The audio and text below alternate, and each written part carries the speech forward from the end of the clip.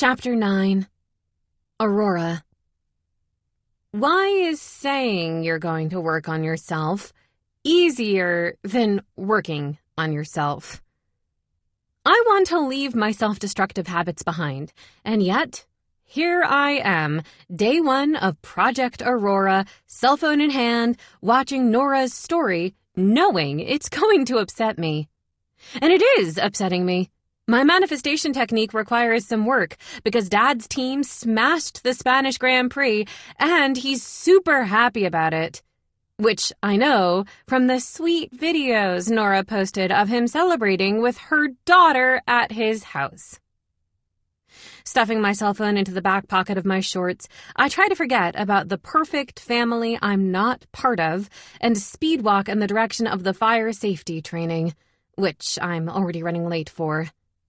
While the team-building exercises take place in larger groups across roles, all our specific training is done in our group of 6, making it impossible to sneak in undetected.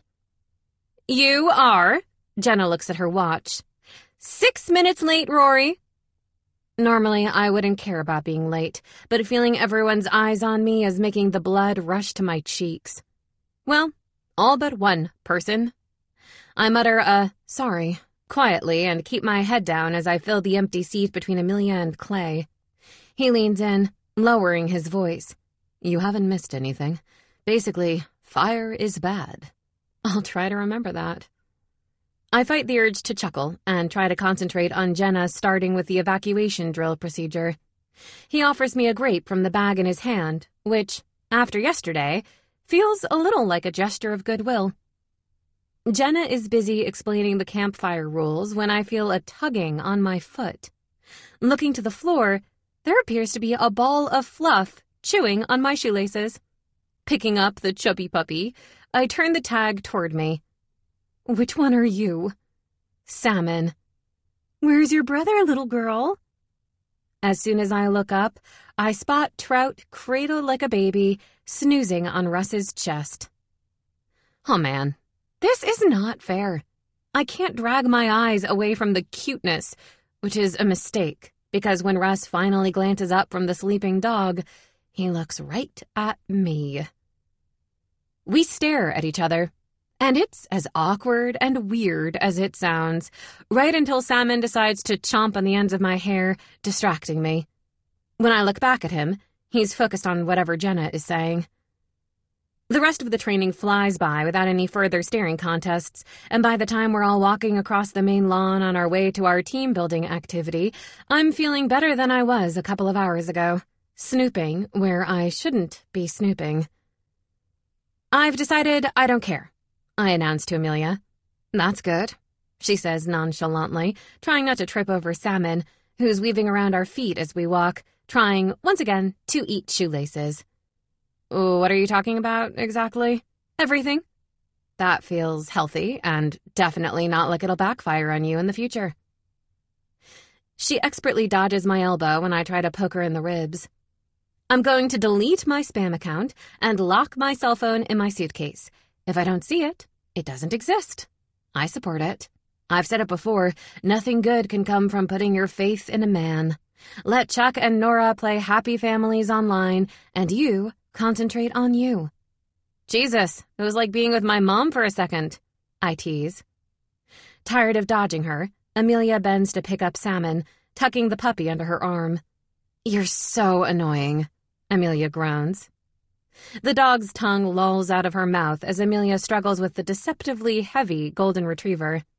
I reach over to scratch behind Salmon's ears as we continue toward the activity. Aw, she's not annoying. She's a baby. Amelia's brows knit as she looks over at me. I was talking to you. We finally reach the rest of the counselors standing around several planks of wood and platforms arranged in groups of 4. I don't know what the hell we're going to have to do, Maya says. I've seen this activity before, but I've never done it. You have to get your entire team from the first platform to the one at the end, but it gets harder to move between them because the gaps get bigger and the platforms get smaller. Nobody can touch the floor. Bedlam, then. She smiles. I'm going to say hi to my friends. I'll be back in a sec. I wonder if you'd annoy me less if you still had a British accent, Amelia says quietly, watching Maya as she walks away from us. I never sounded like Maya. I still sounded mostly American. It got stronger depending on how much time I spent hanging around at Dad's work. Xander, Russ, and Clay finally stop whispering to one another, turning to face Amelia and me. Okay, game plan, Xander says seriously. We're going to jump between the platforms. Amelia bursts out laughing, and I immediately shake my head. No, we're not. Why not? It'll be the easiest way, he immediately counters. Amelia is still laughing at the idea of us trying to make those jumps. Xander looks genuinely surprised, while Clay is trying to fight a laugh too. Russ is observing. Maybe for you, Mr. NBA hopeful, but for the rest of us mere mortals, jumping that far isn't possible. We'll help you. You'll be fine. Xander's mouth doesn't move, and that's when I realize the person talking to me is Russ. Oh. Say something, Aurora. Cool. I hate myself.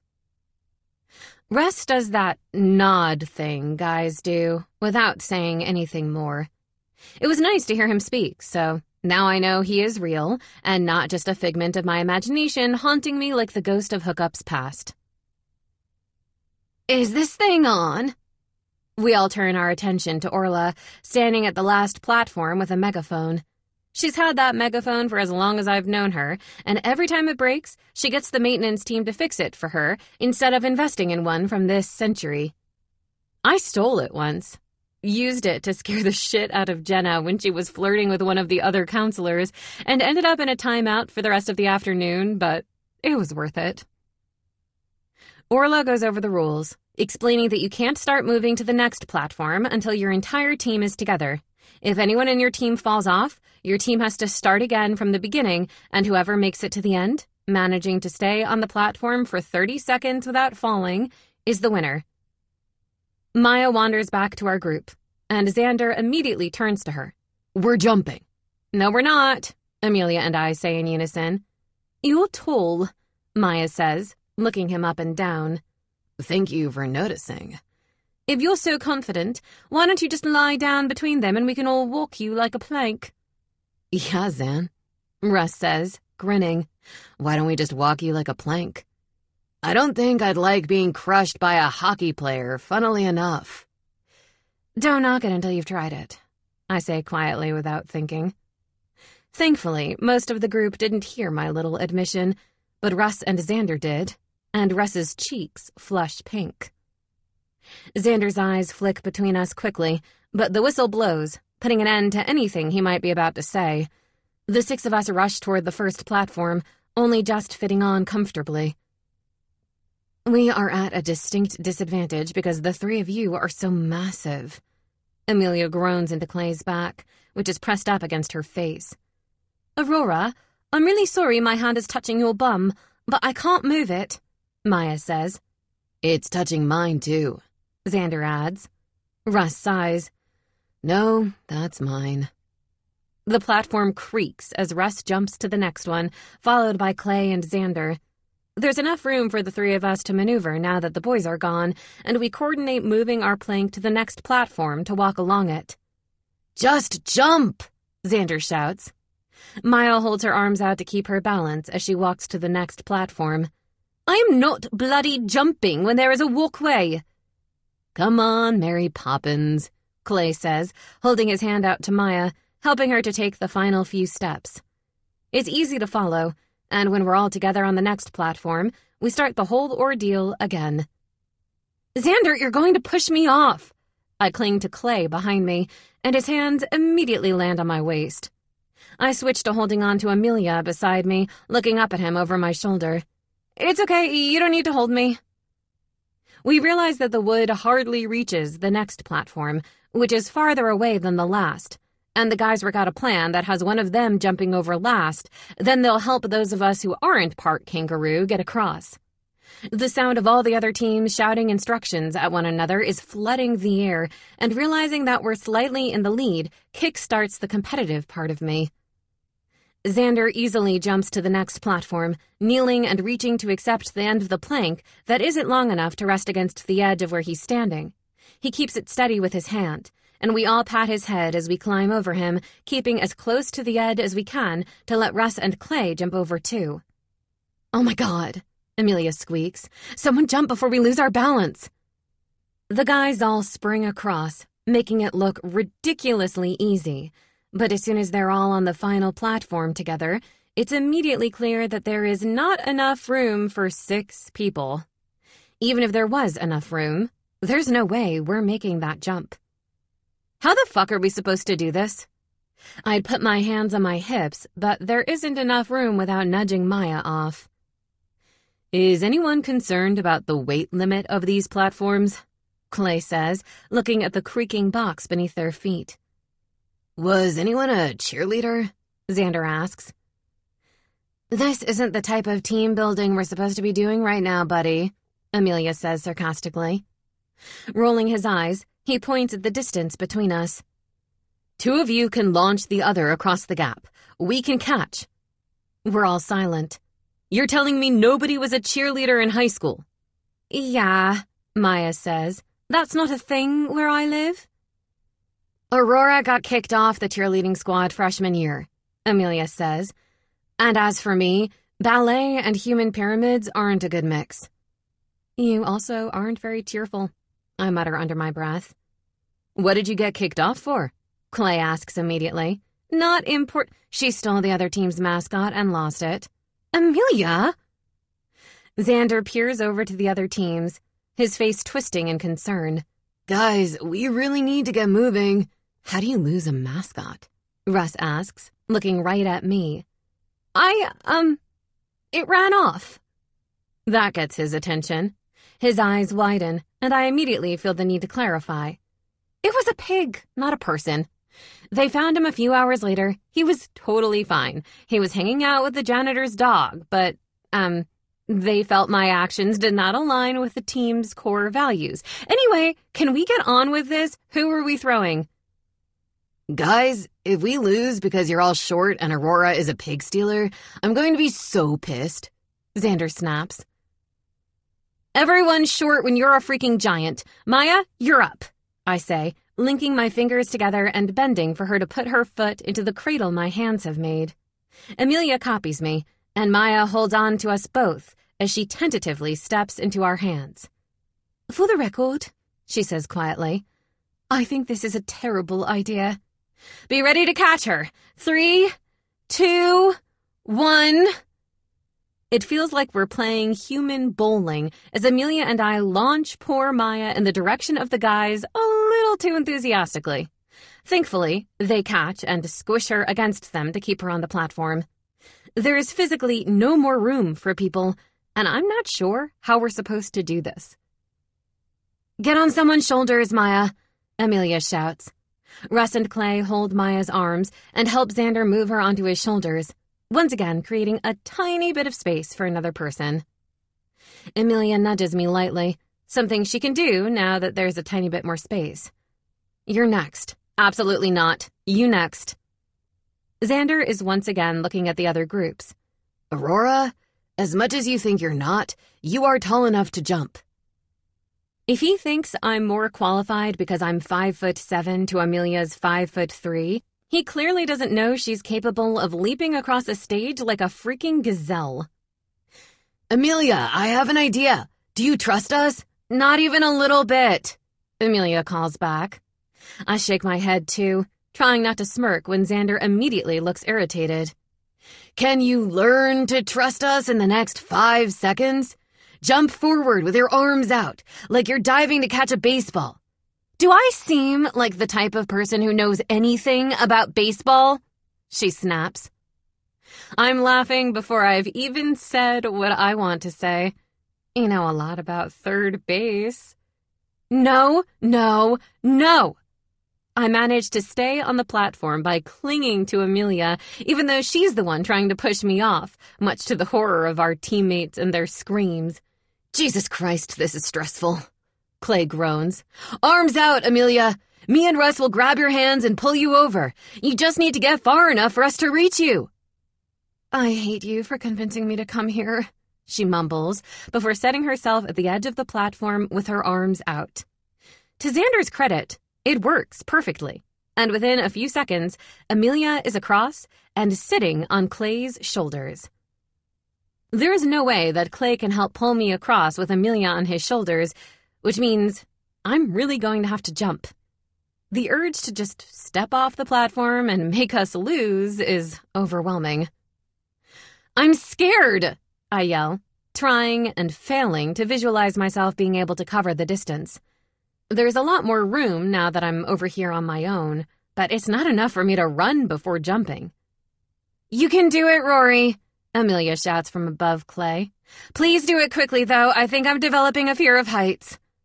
I don't think I can, Aurora, Russ says softly, shuffling so his body is the one closest to the last space on the platform.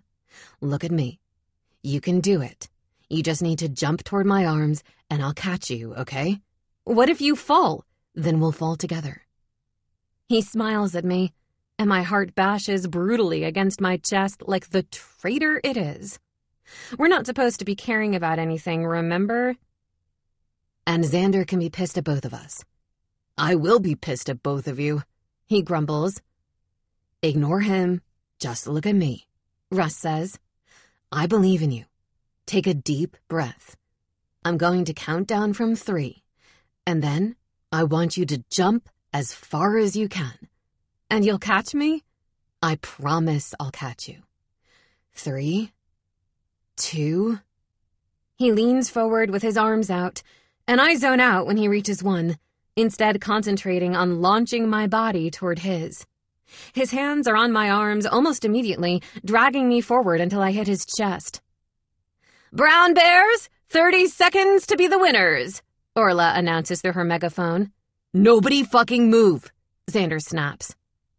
I wiggle my arms free from the position they're locked in against Russ's chest, but he doesn't loosen his grip on me, and my body stays flush against his, keeping us both on the platform. He smells like clean laundry, sandalwood, and vanilla, and when I look up toward his face, his eyes are shut tight, and he's quietly muttering names of hockey teams. And then I feel it against my stomach, and his hold on me finally loosens, but it's too late.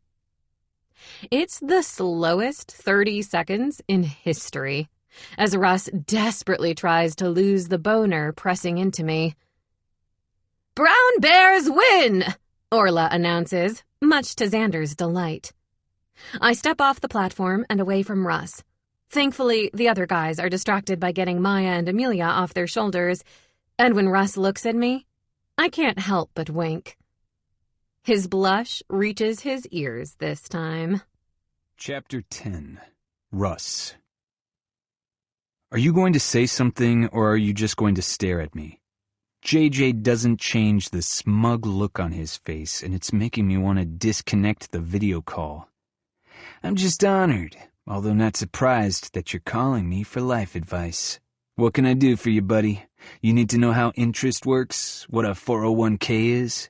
Yes, I called you from camp to find out about retirement plans, I say sarcastically, rolling my eyes.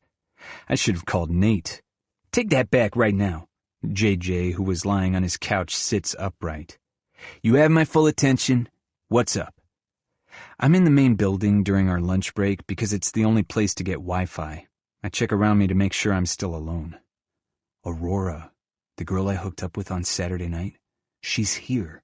Sweet. I love a summer romance. He says cheerfully. No, there's no romances here. She left while I was in the bathroom.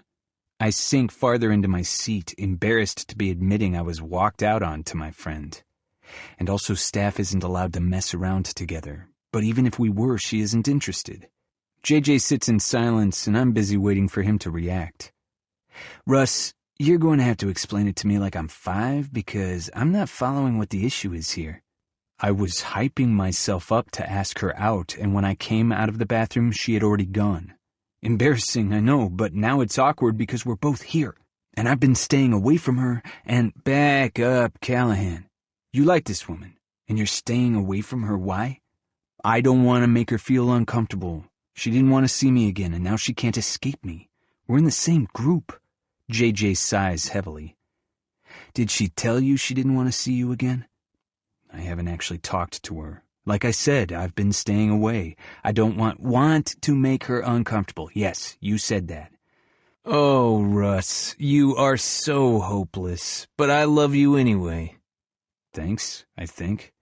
It's not true unless she said it. Unless she actually tells you she doesn't want to see you again, then you're just making assumptions. Fantastic. So what now? Well, right now you look like some guy who got what he wanted and is now ignoring her. And you're not that guy. You're the good guy who doesn't realize sometimes people leave after hooking up, and that doesn't have to mean anything dramatic. You're not going to have a chance with her if you ignore her, genius. I really am hopeless. I'm not looking for a chance with her. I don't want to get fired. So why are you calling me about the girl you don't want a chance with? I just want to know how to be around her, since we have to work side by side for weeks. I scratch my jaw, feeling pretty clueless about women right now.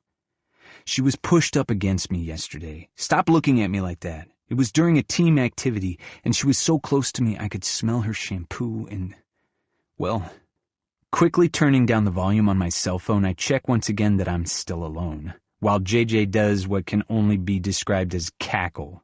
He eventually calms down and I feel like my entire face is on fire. It happens to the best of us, buddy. Does she know? Well, it was digging into her stomach. Sighing, I run my hand down my face as I prepare for the cackling again. When she moved away, she winked at me. I count all the way to 33 before JJ finally stops laughing. The real reason you wanted to talk to me. What do I do? You accept that you completely misjudged the situation and you talk to her instead of avoiding her like a dick. Be around her by doing just that, being around her. It's easy. The door's open behind me and I look over my shoulder to spot Xander walking in with the dogs. I gotta go, but I appreciate you, man. Thanks for hearing me out. Bye, lover boy. Keep me updated, JJ says, disconnecting the call. Now that my phone has service again, my notifications have come through while I've been talking to JJ. The last thing in the group chat is a picture of Maddie, Bobby, and Chris at the beach in Miami, and one of Lola, Stassi, and Joe on their flight to New York. I take a video as Trout scrambles up the outer side of the beanbag chair and slides down into my lap, and I send it to the chat. I'm about to close my messages when I spot more from someone I was hoping to avoid hearing from. Dad. How are you? Did you see my request? Then a few hours later. Too good to text back now? Think you're better than me, do you? Too good for this family. I'm fucking beat, man. Xander groans, throwing himself into the giant beanbag chair beside me, causing me to lock my phone immediately and put it into my pocket. This son is a killer. It takes me longer to process what he's said because my heart and brain are racing after seeing the messages from my dad. Yeah, it's brutal. Where is everyone? He kicks off his sneakers and stretches his legs out fully. Tanning, I think. I need to cool down before I melt. Sharing with Xander has been a great arrangement so far. Other than being very competitive, which I learned yesterday, he's usually super chill, tidy, and seems to have this radar for when to stop before his questions go too far. When he realized Amelia, Aurora, and I go to the same college, and I shrugged when he asked if we knew each other, mumbling, sort of, he didn't push. We sit in a comfortable silence, another thing I appreciate, and Xander scrolls on his phone. I'm too scared to get mine out again, so I give Trout all of my attention and think about what JJ said. You excited for training? Xander asks, looking up from his phone. Even though there are camp nurses, we all have to do basic first aid training. Anything is better than the harness safety training this morning where I spent the majority of my time eye level with Xander's dick. Don't even get me started on all the icebreakers, which are now my least favorite thing in the world. At this point, anything that's not an icebreaker is a win in my eyes. He groans, throwing his head back against the beanbag, and Trout jumps at the noise. Someone should tell them the ice is officially broken. I saw Clay naked this morning by accident. You don't get more broken than that. I was attempting to herd my dog shadows out of our cabin this morning when Xander practically crashed into me looking mortified. "Walked into the wrong cabin," he spluttered, smothering a horrified scoff with his hand. "Wasn't paying attention. Oh my God." "Maybe we need to refreeze the ice a little in that case," I joke. "You want me to fill up your water bottle before we head out?" He nods, handing it over. "Thanks, bro." I'm walking toward the water machines when someone turns the corner, colliding with me. Dropping the bottles to the floor, I catch the arms of the person stumbling away, keeping them upright. "I'm so sorry, I wasn't looking where I was Aurora finally looks up after finding her balance. "Oh, hi." "Hi." She moves, and that's when I realize I'm still holding her, and her eyes are puffy. "Are you okay?" "I'm great," she says immediately, giving me a bright smile that looks entirely pretend. I've seen her real smile before. Making her smile and laugh is ingrained in my brain, but this isn't it. "Everything is wonderful." Everything doesn't feel wonderful. I pick up the bottles I dropped and take the few seconds without her sad green eyes looking at me to rack my brain to work out what could be wrong with her. I overheard her say to Maya this morning that she dislikes being paired with Clay because she doesn't like the way he looks at her body when they're working together. I also don't like the way he looks at her body when they work together, or the way his hands stay on her a little bit longer than necessary. But I put that down to jealousy, not substance in my concerns. Aurora and Maya agreed he's harmless, just annoying, which made me feel better, and a little less like I should push him into the lake, or into the path of a bear. I'm just getting some water for me and Xander. "Water is good," she says far too enthusiastically for the topic of conversation. "Water is, hydrating." Tucking the bottles back under my arm, I clear my throat. "Aurora, did something happen?" "Nothing that I shouldn't expect at this point. It's fine." "I'm fine. Everything is peachy," she says. I'm not sure whom she's working hardest to convince, me or herself. Before I can ask anything else, she takes a big step back, fake smile still in place. "See you at training." She's gone before I even have time to respond. The solar-powered fans pointing toward the six of us as we wait for our instructor are useless in the face of the exceptionally hot afternoon sunshine. "I can't live like this," Xander groans, fanning himself with his hand. "Why couldn't we have done this inside?" "How do you think I feel?" Maya says, wafting her Brown Bears staff t-shirt. "We don't get sun in England." "I'm more worried that the resuscitation dummies are going to melt," I say, nodding toward the pile of plastic. Hello, I'm here, sorry everyone. I'm Jeremy, and you should be..." He checks his clipboard. "Alexander, Aurora, Clay, Amelia, Maya, and Russ? Yes? Perfect." I'm a fan of Jeremy straight away because he immediately complains about how hot it is and moves us and the equipment into the shade. He also doesn't pick me to do the demonstration, which also scores him points. Amelia is fully sweating and panting by the time she manages to get Xander into the recovery position, but when she's done, she sits back and admires her hard work with her hands on her hips like a proud dad. "The rest of you pair up and practice, please," Jeremy announces. "I'll be watching. Please shout up if you're struggling with anything." Clay immediately moves toward Aurora, but I'm closer to her. "Come on," I say, gesturing toward one of the empty practice mats. "I'll do you first." "Oh, okay." I think this is the quietest I've seen her since we arrived a few days ago. I know I shouldn't expect anything better after avoiding her for 48 hours, but I still don't know what upset her earlier, and it's bugging me. "Thank you." We both get into position, her on the mat and me beside her, and I suddenly can't remember how to do this. I've done first aid training before, because Coach Faulkner makes us do it every year, telling us we'll never know when we'll need it, and yet here I am once again clueless. I watch Xander moving Amelia, and it suddenly comes back to me.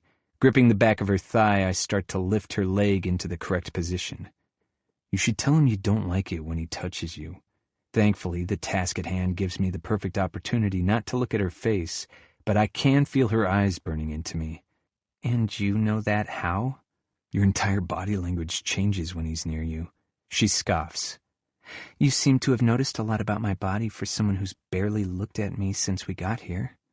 Her words make me freeze, but only for a second before I push through it, gently moving her arms to the right angles and rolling her onto her side into the recovery position.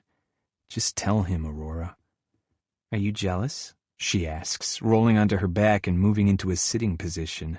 She's leaning back on her hands, her hair ruffled from the mat, light freckles beginning to decorate her cheeks. She's fucking beautiful, but there's something different about her today. Of course I'm jealous of it being so easy for Clay to just talk to her and touch her without caring about any potential consequences. No, I'm not jealous. She looks sad. Then you don't need to worry, do you? Aurora, She stands before I can say anything else. Excuse me, I'm going to use the restroom. I nod and watch her walk away, lying down on the mat so I don't have to see everyone else getting along and moving on to the next task. 5 minutes pass before she reappears, dropping down onto the grass beside me. She tucks her hair behind her ears and hugs her knees close to her chest, offering, I'm sorry for being weird. I'm having a bad day. It's my dad's birthday and, well, we have a really shitty relationship. To call it a relationship at all is actually a huge stretch. And now I'm officially oversharing. Can we start over? I really want to recovery position you. I'd really like to be recovery positioned. It's cute watching how hard she's concentrating. She tries to lift my leg, just like I did to her, only to huff and try with 2 hands. Do you want me to make it easier for you? No, she says, tugging my leg up to the correct position. If you were passed out, you wouldn't be making it easier for me. Okay, then. Jesus Christ, I feel like I'm working out. Why are you so big? She's gonna kill me while trying to save me. Oh, I forgot to check if you were breathing. Before I can reassure her that I'm definitely breathing, for now, I'm drowning under a sea of blonde hair that smells like peaches as she puts her ear to my face. With all my limbs eventually in the right positions, she pulls me toward her, rolling me into the final pose. Well done, Aurora, Jeremy says somewhere behind me. I hadn't even registered he was there. You guys can move on to the bandages now. There's a step-by-step guide to follow. I'll get you a pack, and then you can tell me when you're done. Good job, partner, she says, holding up her hand for me to high-five. We're a good team. I slap my palm against hers. You're really good at recovering people. My lips quirk as I listen to her go on, looking more confused with every word out of her mouth. You're good at recovering people, too. The sun is melting my brain. Let's get the bandages. You can tie me up first. She shakes her head, pressing her hand against her forehead. I made it weird, didn't I? Embarrassed Aurora is adorable. Yeah. Good job, partner. Chapter 11. Russ. Aurora is really, really drunk, which means I'm back to keeping my distance. While Xander has assured me that people drank alcohol when he was here last year and nothing happened, I'm still choosing to stay away from the chaotic drinking game that appears to be half truth or dare, half never have I ever, depending on which side of the campfire circle you find yourself on. Our cabin is one of 8 counselors' cabins that borders the lake, giving me the perfect vantage point to watch what all the other staff are doing, while also mind my business with my book. My love for reading started when I was a kid, and my dad would be in a bad mood because, like most gamblers, he's shit at gambling. Reading was the most fun I could have while making the least amount of noise, and I always wanted to avoid drawing attention to myself when he was likely to start an argument over something. It feels full circle to be the thing keeping me out of trouble as an adult. I know to everyone else it makes me seem boring, but so far I love being here, and aside from the obvious reasons, that's something else that makes me want to not be sent home. I can try not to worry about what people know or think about me, which is something I struggle to put to the back of my mind when I'm at college. I probably won't see half of these people again, and that's what I keep telling myself when I'm trying to be myself and get involved. There's one person I might see again, though, and she's currently drinking directly out of a liquor bottle and laughing loudly. It doesn't feel authentic, though, but more like for show. That's a reoccurring thought about Aurora, about how happy she portrays herself to be, with big smiles and bigger laughs, and yet sometimes it seems forced. I felt like the world's biggest asshole earlier when she walked toward me, presumably to get me involved, and as soon as I saw the tequila bottle in her hand, I walked in the other direction toward my cabin and away from her. I've caught her looking over here a few times, but when she spots me looking back at her, she quickly focuses back on the game. Grabbing my water bottle from the railing beside me, I stretch my legs and head to the water machines near the main lawn. It's weird not having to worry about accidentally falling over a dog, and I miss my little shadows when they're not around. Jenna says I should feel honored to be the chosen one, and I do. I haven't ever been anyone's first choice, so I'm grabbing onto it with both hands, even if they are dogs. I'm walking past the empty kids' cabins on the side of the main lawn when I hear footsteps on the gravel path. Aurora's cheeks are pink when she catches up to me, eyes glassy. I freaking hate running. She pants, supporting herself against her knees as she tries to catch her breath. What are you doing? I'm getting a drink. Is everything okay? She nods, standing up straight before immediately starting to sway. Everything's great. I love my life.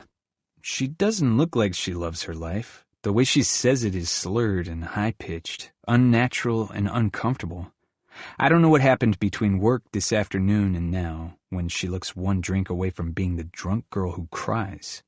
Are you sure you're okay? You're not joining in. She stumbles forward, regaining her balance quickly and walking toward me until she's close enough I could touch her if I wanted to. The smell of the fire lingers around us, and it's a welcome change from being assaulted by my own memories of her shampoo. Her lower lip wobbles as she takes a sharp intake of breath. Is it me? Did I do something wrong? No. I don't want to get into trouble by drinking, I explain honestly. And you're really, really drunk. You should probably go to bed. We have water safety training tomorrow, and it's late. She's still swaying, and I can practically hear the cogs in her head turning while her brain wades through the tequila she's tried to drown it with. I recognize the familiar sounds of dog collars jingling and paws against gravel. Deciding not to wait to find out who they're with, I grab Aurora's arm, quickly pulling her toward the darkened space between the cabins. Someone's coming, I say when she looks up at me, alarmed. This would be a really bad time to discover some of the less cute creatures that no doubt roam this camp at night. I move us into the shadows as quickly and quietly as I can, practically carrying Aurora as she giggles. Yes, she thinks it's funny. Stop laughing, I whisper. She leans forward, burying her face in my t-shirt in an attempt to smother the amused noises escaping her.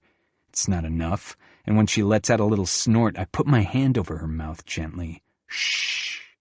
Fish stops at the spot Aurora and I just vacated, staring toward the darkness and, therefore, us. I'm holding my breath, my heart hammering so hard I'm surprised Aurora can't hear the thud, thud, thud. I'm mentally running through all the excuses I could possibly give, realizing that being in a dark corner of the camp, alone with a drunk girl, is far more alarming than talking to one. Then Fish barks, and I swear my heart stops beating altogether. Stop it, noisy girl, Jenna chastises, clicking her tongue at the puppies to follow her. Fish, come on, she says, and whistles. I wait until I can no longer hear the gravel before finally letting myself breathe properly again. Ow! Fuck! I snatched my hand away from Aurora's mouth. Did you just bite me? You forgot I was here. Like that could happen. You're good at that. How did I end up here when I was purposely trying to stay out of the way?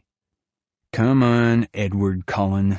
Back on the path before something bigger and scarier than you decides to bite me. It's like guiding a toddler as I hold both her arms to lead her through the dark and back into the lit-up path. Russ, I feel sick, she mumbles. Do you need some water? She nods, and there's a very real possibility she's about to barf on me. Leading her toward the porch steps of the cabin labeled Raccoon, I set her down and jog toward the water station. It doesn't take me long, but she's paler when I get back.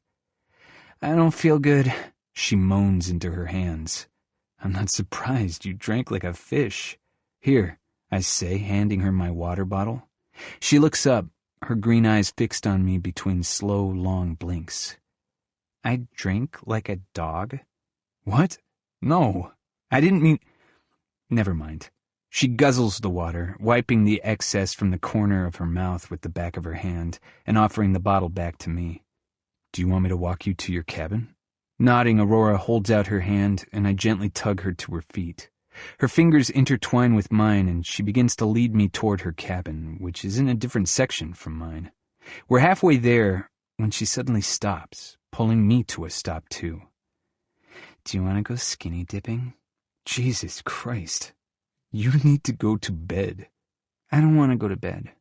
Her bottom lip juts out, and she reminds me of Stassi and Lola when they're drunk. It'd be cute if I weren't so stressed. Well, you have to, I say, dragging her along. Make me. I'm not going to try and make you. You've gotten me into bed before. It shouldn't be that hard for you. I should have stayed reading my book. If you don't go to sleep, you're going to feel like death tomorrow, and you'll have no one to blame but yourself. My dad is to blame for all my problems, so that's not true, is it? As drunk as she is, there's something clear and certain about the way she says it. It's a feeling I can relate to, but I think trading daddy issues is the exact opposite of what I need this summer. It's definitely the exact opposite of what I need right now, dealing with a drunk person. You don't get to tell me what to do, mister. You're not the boss of me. But you just told me to make you. I know I'm not the boss. I stopped talking because I'm arguing with someone who probably isn't going to remember any of this tomorrow. Is that why you're so drunk? Your dad's done something? It's his birthday. She looks at her watch, squinting. Is that at 12 or 2? Was his birthday. I arranged for a gift to be delivered. Silly, silly Rory, always expecting too much and trusting the wrong people. And he didn't like it? He didn't open it. I spoke to his assistant, Brenda. I spoke to Brenda because he didn't answer my calls and it was still in his office. She shrugs and her whole demeanor changes again. It's like every time she talks about something that makes her unhappy, she forces herself to look happy. His girlfriend and her daughter took him to Disneyland as a surprise. He fucking hates Disneyland. He never went with us when my mom took me and my sister. But anything Nora and Isabel want, they get. I just have to exist in their shadow. I'm sorry. I don't know what else to say, but we reach cabin 22 and she begins to climb the steps. Thinking back to Xander and Clay's wrong cabin accident, I keep hold of her hand. Is this definitely yours? Yep. She points to the fairy lights decorating the porch. Cabin 22. Angel number. I stop on the bottom step, letting go of her hand. Angel what? She spins around so quickly she almost loses balance, but the walk here, the water, and the short period without a tequila bottle in her hand has helped sober her up a tiny amount. Why have you stopped? We aren't allowed to go into other people's cabins. She huffs, her hands landing on her hips like somehow I'm the one in the wrong here. Nobody cares about those rules. Nobody cares enough to punish me. I care about them, Rory, and you'd understand that if you weren't so drunk. She drags me up the steps, and I reluctantly follow. Come in, please. I'll stand in the doorway, I say firmly, which is a waste of breath because she pulls me over the threshold anyway. Aurora, I can't be here. I need this job. I liked it when you called me Rory. Rory, get into bed, please. Lie on your side in case you're sick. To my surprise, she kicks off her shoes and throws herself down onto her bed. Good girl. Okay, good night. Wait! She shouts as I turn to leave. I'm hungry. It really is like being with Stassi and Lola. I can't do anything about that right now. I'll get you breakfast in the morning. No, you won't. She wiggles under a blanket, and while her sleeping fully clothed isn't ideal, it's not something I'm prepared to tackle. Tomorrow you'll go back to hating me. My mouth opens and closes, but no words come out at first. I do not hate you. She yawns and begins to lose the fight to keep her eyes open. Will you wait until I fall asleep, please? It won't take long. I'm still stunned she thinks I hate her, even though it's probably drunk babble. Sure. Why?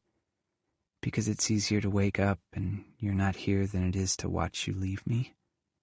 I sit on the edge of her bed, mulling over her words, scrambling for a plan to untangle the mess I've created for myself, starting tomorrow.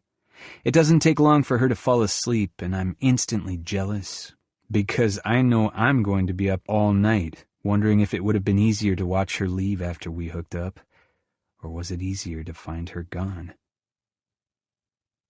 Breakfast is quieter than normal, with Aurora missing, and I hate it. She's practically a Honey Acres expert after coming here as a camper for so many years, and she spends so much time during meals when we're all sitting together answering questions about what it will be like when the kids are here. Amelia sits down with her food and gives a vague answer about Aurora feeling sick and not wanting breakfast, not revealing that she's definitely hungover. I wait until everyone is deep in conversation about the pros and cons of semester abroad programs before slipping away and setting off toward cabin 22 with a bottle of orange juice and some granola bars. Aurora is already standing on the porch when I get there, and the way her face drops when she sees me stings. I hover at the bottom of the steps. "Hey, I brought you breakfast like I promised." She accepts reluctantly, looking at my offering like I'm a cat that just dropped a dead mouse at her feet. "Thanks. I wanted to see how you're feeling. Amelia said you're feeling sick." "Russ, what are you doing?" she asks, cutting me off. "I said I'd bring you breakfast last night. You probably don't remember. You were pretty drunk." "No, I mean here. Now." She shakes her head, dragging her hand through her hair. "You're either super nice to me or you avoid me, and now you're here being sweet, and I don't know if you'll be like this all day, and I'm tired of wondering what I've done to make you not like me. I do like you. I'm sorry, Aurora, I do like you." She sits on the top step, setting her breakfast beside her. I can sense her frustration growing. "You're nice all the time, but it's with everyone but me, Russ. Everyone. I'm so tired of being treated like that when I'm at home." The guilt fucking sucks. The last thing I want to do is make things harder for her, especially when she's totally right. I have made an effort with everyone but her. The first thing I should have done after my call with JJ yesterday was apologize to her. Instead, I sort of hoped it'd just blow over and we could both ignore it. I should have known it wouldn't work like that. Spending all your time with a group of people in an isolated place makes everything feel bigger and more intense, even after only a short time, and I know that's only going to increase as time goes on. I know I need to be honest with her so she realizes I'm the problem, not her. But the words just won't come because I'm a coward. And I came here to escape those feelings and work on myself.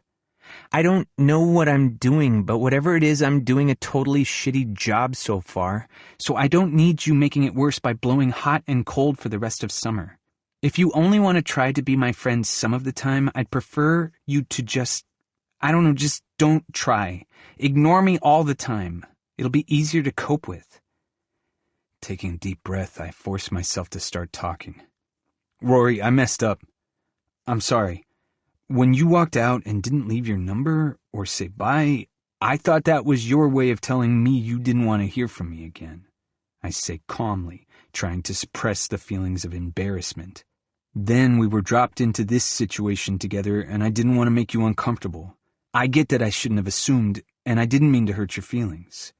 Her jaw is hanging open as she looks at me from the step. "I know I'm hungover, but did I just hallucinate and hear you say the reason you've been like this since we got here is because I left? When you wanted me to leave?" "I didn't want you to leave. What are you talking about?" She stands quickly, the steps making us about the same height, giving me the perfect view of how confused her face is right now. "You were in the bathroom for so long. You were waiting for me to go. I heard you talking to someone, so I left." "I was talking to myself, Rory. I was hyping myself up to ask you out, which is something I hoped to never have to admit out loud to you, but I'd rather embarrass myself than have you think I'm the type of guy who would wait in a bathroom for you to leave." "Oh my God. I never do the one-night stand thing, and I thought we had fun. I wanted to see you again, but you're so out of my league, and oh my God. She drops back to the step, and this time I crouch down in front of her as she hides her face in her hands. Miscommunication. Russ, we did the miscommunication thing. You made me a miscommunicator. This conversation is too much to process. A what? We could have just had a conversation. This is not the kind of main character moment I'm looking for in my life. She groans loudly, peeking at me between her fingers. Reaching forward, I wrestle her hands away from her face so she has to look at me. Her head tilts to the side as she takes me in, her expression falling somewhere between frustration and relief. I'm sorry, Rory. I always fuck everything up. I mean it when I say I didn't mean to hurt your feelings. If you hadn't avoided me last night, drunk me would have probably asked why you were acting weird during Truth or Dare, loudly and with an audience, so we'd have gotten to the bottom of it one way or another. Her left hand is still holding mine, but her right is drawing patterns across my palm. I know I should stand up and leave now that we're both on the same page, but lack of self-control is clearly a Callahan trait. Drunk you nearly got us caught by Jenna last night. I sigh. I can't promise I'm going to be around when you're being reckless, Aurora. I really need this job, and I can't risk being fired, so if it happens again, please don't think I'm avoiding you.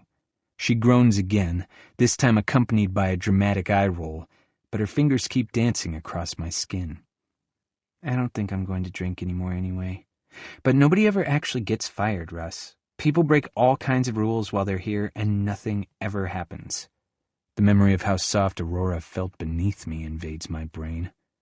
Think with your head, not your dick, Callahan. I don't want to test that theory. But testing the theory is the fun part. She smiles at me, a real one that makes a little line appear at the corner of her eyes. And the trick is to not get caught. Her eyes burn into me, and I should look away, but I can't. They travel down to my lips, then back to my eyes, her teeth sinking into her lip. I want to kiss her. She looks like she wants to be kissed. It takes every shred of restraint not to lean in, especially when she's looking at me like that. Sighing, I force myself to remember why I'm here and what I'm avoiding. I just want to peacefully coexist with you and stay out of trouble, Aurora. She shrugs, dropping her hands into her lap as I stand. That's fine. I'm supposed to be working on myself or something anyway. It was really clear in my head, now it's kind of fuzzy. I should probably get back to doing that. I need to go before someone comes looking for me. I don't want them to think it's weird we're here alone. I'm sorry again. I'm glad we've cleared this up. It's an oddly formal response to a personal revelation, but the longer I'm around her, the easier it becomes to want to test her theory. Thankfully, she doesn't call me out. I watch as she unscrews the orange juice and holds it up to me. To our peaceful coexistence. Chapter 12. Russ. Why do you look like the golden retriever that got the bacon? Xander says suspiciously, scrutinizing every inch of me. The what? I watch Salmon and Trout's ears twitch at the mention of bacon, and it immediately becomes clear why Xander is their favorite this morning. It's like the cat that got the cream, but relatable, you know? It's just my face. And the relief of not having to avoid someone I don't want to avoid. Grab that paintbrush for me? My roommate does not look convinced as he hands me the brush. You were gone a long time taking Aurora breakfast this morning. I imagine him adding, and now you're in a good mood, and even though he doesn't say it, the smug look on his face is enough to assume that's what he's thinking. I don't think I was that long. She's so hot. I might see if she wants to pair up at the swimming training later. He says carefully, in a way that tells me he's baiting me. What do you think about that? Not looking at him, I concentrate on making sure I have enough paint and paintbrushes, knowing I'll immediately give myself away. I think that's a great idea. You're such a fucking liar, Callahan. He laughs. Fine. Have your secret summer of fun. I'll just be lonely in our cabin with my dogs. Our dogs. He leans against the wall beside me. It's always the quiet ones. I haven't even done anything. Don't look at him. It's all in your imagination.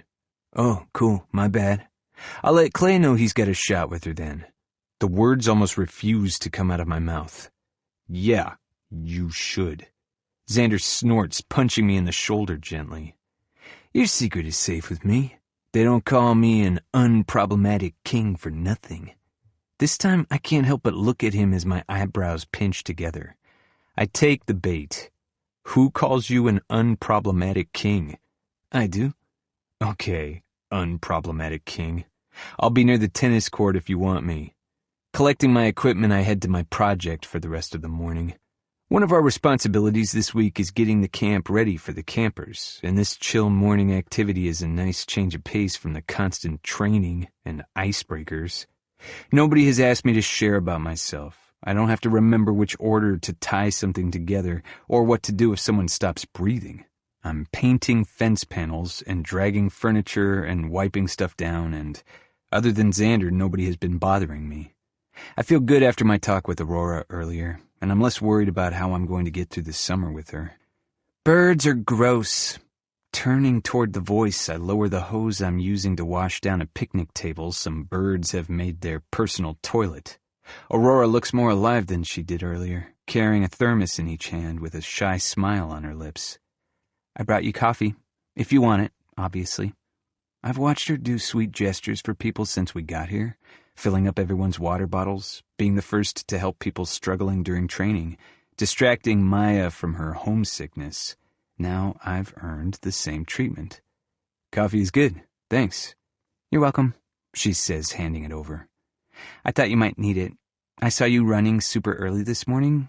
I forgot to mention it earlier. You don't sleep much, huh? I hate running, but it's one of the only things I can do to clear my head. Like Xander said when we arrived, occasionally your phone comes to life and messages come through. This morning, my mind was already working overtime after dealing with drunk Aurora, so when it started buzzing in the early hours, I checked it. The first thing I saw was a message from my mom with a picture of her and Dad out for dinner, smiling into the camera like nothing's wrong. That triggered my curiosity, and I started to scroll up, eventually piecing together that Dad had won big somewhere, and they were celebrating. The frustration was enough to have me running before anyone was awake. Dad's addiction issue has never been with alcohol. It's gambling. The alcohol consoles him after losing, and like most gambling addicts, he loses a lot. It's the alcohol that turns him nasty, and that's when his texts start to change into something harsher. When he's on a winning streak, he's a different man. But streaks are what gamblers say is happening to make it seem like some kind of skill is involved and not purely a series of lucky occurrences. Aurora is still waiting for me to answer. Talking about my parents feels like opening Pandora's box. I sometimes wonder if the load would feel as heavy if I had someone to confide in, but I can't bring myself to tell anyone. Even though Henry knows my history, I still find it difficult to tell him as stuff happens. It's embarrassing to admit that my own dad doesn't care about me as much as he cares about betting slips. I settle for my default vague answer. Not much, no. I'm used to it, though. Don't worry. I can't believe you were up early enough to see me. She takes my thermos back, her hand brushing mine ever so slightly, just enough to send sparks up my arms, and places them both on the now clean table. I watch her as she methodically unscrews and presses buttons until she's poured me a cup. Would you believe me if I told you I was meditating? No. I accept the coffee cup, watching her over the rim as I take a sip. I was sick. That's why I was awake so early, she says, laughing awkwardly as she pours herself a tea from her own thermos. I like to think it was food poisoning and not the excessive amount of tequila I drank last night. You may remember it. I was the one making a fool of myself in front of you. I do vaguely remember having to decline your skinny dipping offer. Her cheeks flush pink, eyes widen. God, it feels good not to be the one blushing for once. If you'll excuse me, I need to find a hungry raccoon and feed myself to it. Bye! I grab her hand as she tries to turn to leave. It was funny, in a very stressful, I don't want to be alone with this drunk girl wanting to get naked way. When I realize she's not leaving, I let go of her hand. She clears her throat and sips from her cup, watching me carefully as she lowers it. Do you need any help today? Amelia banished me from the dance area. Why? She kicks out her leg, the darkening purple indicator of bruising spreading across her shin. I was bored because she's a control freak and I tried to hurdle the freestanding ballet bars. The laugh that rips out of me is so loud I don't realize it's me until she starts laughing too. Dragging a hand down my face, I shake it off. If I let you help me, can you be good? Usually, with the right motivation. I sense I shouldn't ask further, but I can't help myself. As much as I don't want to be, I'm the moth, and Aurora is the brightest flame. What's enough motivation for you? Her teeth sink into her lip again while she pretends to think, and my brain flashes back to a very different scenario where I watched her do that. You thinking I'm good? I'm going to get burned. All right then, grab a paintbrush. Aurora has her legs over my shoulders, again. This time she's sitting on them to paint the highest point of the storage shed, but the same inappropriate thoughts remain. My hands cling to her thighs, which are warming my ears, and her hand is entwined in my hair while her other swishes the paintbrush against the wood. Have you ever seen Ratatouille? She asks, running her fingers through my hair again. It's hard not to physically react to goosebumps spreading down my body. Of course I have. Why? I feel like the rat. She tugs on my hair gently. Should we see if I can make you cook? Excuse you. I squeeze her thighs playfully and her hand tightens in my hair. His name is Remy. My apologies, I didn't realize I was in the presence of a Ratatouille expert. Okay, I think we're done up here. The shed looks 10 times better than it did when we started, and while it probably wasn't necessary to spend so long working on a random structure, the lack of interruptions has been nice. Russ? Yeah? Which bit of your hair do I need to pull for you to let me down? Oh, shit, sorry. I crouch low enough for her to climb off, and it's pathetic that my first instinct is to work out if there's anything else we can paint together. You did a great job. Her eyes brighten at the praise, and slowly the tiny pieces of what I know about her are beginning to fit together. I couldn't have done it without you, literally. There's a smudge of brown paint decorating her jawline. I instinctively reach out, thumb rubbing against it, but it doesn't vanish. You're so messy. You have no idea, she says quietly. Now that we're alone, I want to ask about what she said this morning. I'm curious about why she thinks she needs to work on herself. From the snippets of information she's shared during the icebreakers we've done, and our first interaction at the party, it's hard to believe she's anything but the confident woman she comes across as. Yeah, she can be a little awkward occasionally, but so can I. The problem I have is that asking questions tends to invite questions back, and that's something I'd selfishly rather avoid. Aurora takes my silence for what it is, a closed door, and we both stand on the outside of this thing hanging between us. She drops the paintbrush into the tray and reaches for the hose I was using earlier, pressing the lever down as she points it directly at my chest. My jaw drops as the cold water drenches me and a surprised laugh bubbles out. The look in her eyes is the exact same as the one she gave me when I found her in our kitchen. Mischief. Oh, the spray hits me again. Okay, you asked for it. It's more of a squeal than a scream as I close the gap between us with a couple of strides. She tries to cling to the hose, turning her back to me to protect it. Her body is flush against my wet t-shirt, vibrating as she laughs, attempting to fight me off. It's not hard to grab it from her and point it downward over the top of her head. It's freezing, she cries, fighting to redirect it at me. Okay, truce, truce. I let it fall to the ground and step back. The wet material is clinging to my body, and she's right, it is freezing. Grabbing the back of my t-shirt, I pull it over my head, wringing out the worst of it. We didn't think this through. She squeezes out the water from her hair, watching me. Her clothes are relatively dry. I don't know. Doesn't feel like a bad choice to me. I don't have the chance to ask what she means before I hear the signature jingle of dog collars. Xander must have run out of bacon. Fish, salmon, and trout find me no matter where I am, but this time they've brought a friend. Do I want to know why you have no t-shirt on? Amelia asks as she approaches us. She turns to Aurora. You look like a drowned rat. Rude, she mumbles. His name is Remy? Wait, what? Amelia says. I'm still trying to make my t-shirt dry enough to put back on, and Aurora still seems to be trying to concentrate on Amelia, not me. I've come to free you from your exile. Jenna asked me to take the truck and pick up the eggs order from the farm near the mini-golf. It wasn't delivered or something, and everyone else is too busy. Why can't Jenna go? Aurora asks, squeezing out water from the ends of her hair. I sit on the ground cross-legged, and both puppies immediately settle in the gap between my thighs while I stroke fish. She said the farmer is a dick and she hates him with the fire of 1,000 suns. I think they had a fight when she called him about the delivery. The truck's a stick, so I need you. You know how to drive stick? I ask, quietly impressed. She nods, doing a double take when she spots me with my furry fan club. My dad owns a car company. Well, kinda. And I've spent a lot of time in Europe. Are you going to be okay on your own? I don't ask any follow-up questions about the car company because then I would have to admit I've talked about her with my friends and I know her dad owns a Formula One team.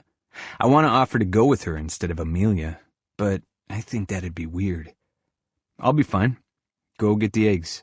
See you at the lake later, she says, walking toward Amelia. Amelia waves as she turns, wrapping an arm around Aurora's shoulders before heading back the way she came. That looked cozy, I hear her say.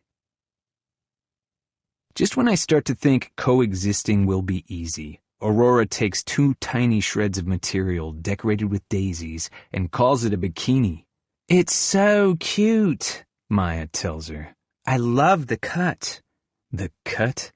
How can Maya concentrate on the cut when most of Aurora's ass is out? Stay strong, brother, Xander whispers beside me. I ignore him, still attempting not to feed into his suspicions. There's nothing to be suspicious about. But I still don't need to tell him about what happened before we got here.